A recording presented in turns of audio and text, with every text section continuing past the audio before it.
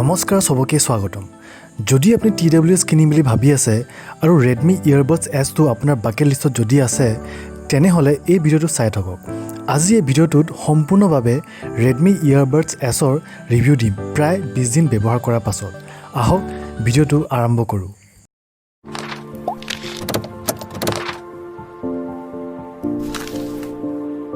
2020ত truly wireless ইয়েৰফোনৰ craze বহুতে চলি আছে আৰু কোম্পানীৰ প্ৰত্যেক মাহতে বেলেগ প্ৰডাক্টছ লঞ্চ কৰি গৈ আছে। তেনেকৈ Redmi Earbuds S TWS2 launch কৰিছিলে প্ৰায় 20 দিনমান আগত। যদি আপুনি চাইনিজ প্ৰডাক্ট কিনিব নিবিচাৰে তেনেহলে এই Redmi Earbuds Sৰ জেগাত বেলেগ অপচনৰ কথা কম ভিডিওটোৰ শেষৰ ফালে। প্ৰথমতে চাই লওক বক্সত কি আহে। চাব পাৰোঁ যে বক্সত এটা চাৰ্জিং কেছ আহে, তাৰে ভিতৰত ইয়েৰবাডছ দুটা আহে আৰু এখন ইউজাৰ মেনুৱেল লগত আপোনাৰ কাণৰ সাইজৰ মতে ইয়েৰ প্লাগছ আহে। বক্সত কোনো চাৰ্জিং কেবল নাই দিয়া। এইটো এটা কষ্ট কাটিং ষ্টেপ হয়।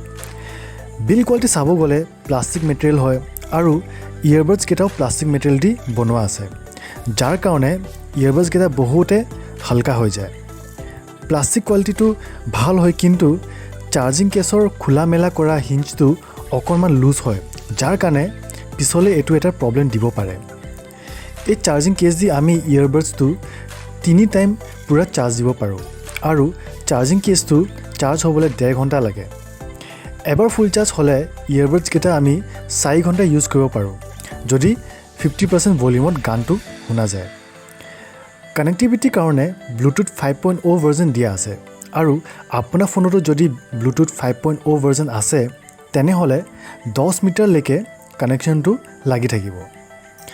কলছৰ কথা ক'ব গ'লে কল কোৱালিটি এভাৰেজ হয় আৰু চিঞৰি ক'ব লাগে অকণমান। চ' কলছ যদি আপোনাৰ ফাৰ্ষ্ট প্ৰায়ৰিটি তেনেহ'লে এইটো আপোনাৰ কাৰণে নহয়। কল চলোৱা সময়ত নইজ বহুত কেপচাৰ হয়, সেইকাৰণে কল কোৱালিটি বহুতে ডিষ্টাৰ্বিং বুলি ক'ব পৰা যায়। অভাৰঅল এইটো ৰেঞ্জৰ মতে বিল কোৱালিটি 8 আউট অফ 10 দিম আৰু কানেক্টিভিটিৰ কাৰণে 9 আউট অফ 10 দিম আৰু কল কোৱালিটিৰ কাৰণে 7 আউট অফ 10 দিম। এতিয়া কমফৰ্টেবিলিটিৰ ফালে চাব গ'লে বহুতে হালকা হোৱাৰ কাৰণে ইউজ কৰিবলৈ কমফৰ্টেবল হয় আৰু কমফৰ্টেবিলিটিৰ কাৰণে 9 আউট অফ 10 দিম। এতিয়া আহোঁ মেইন পাৰ্টলৈ, যিটো হ'ল মিউজিক কোৱালিটি। প্ৰথমতে বেছৰ কথা পাতি লওঁ।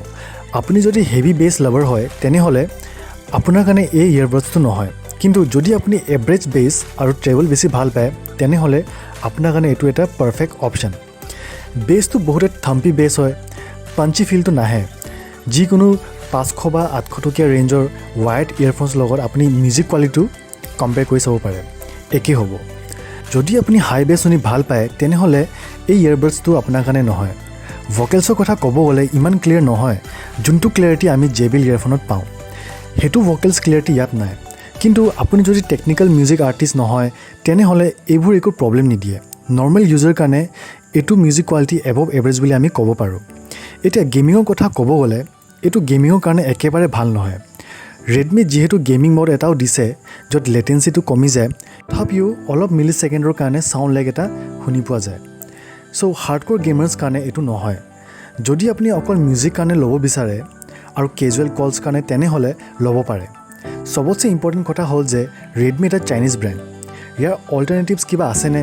হয়, ইয়াৰ অল্টাৰনেটিভছ আছে আৰু ইণ্ডিয়ান ব্ৰেণ্ডছ আছে যি আমাক 1 বছৰ ৱাৰেণ্টিও দিয়ে, য'ত ৰেডমি অকল 6 মাহ ৱাৰেণ্টি দিছে।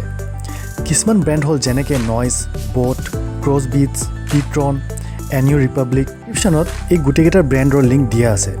আপোনাৰ পচন্দ মতে আৰু বাজেটৰ মতে মডেলটো চুজ কৰি কিনিব পাৰিব।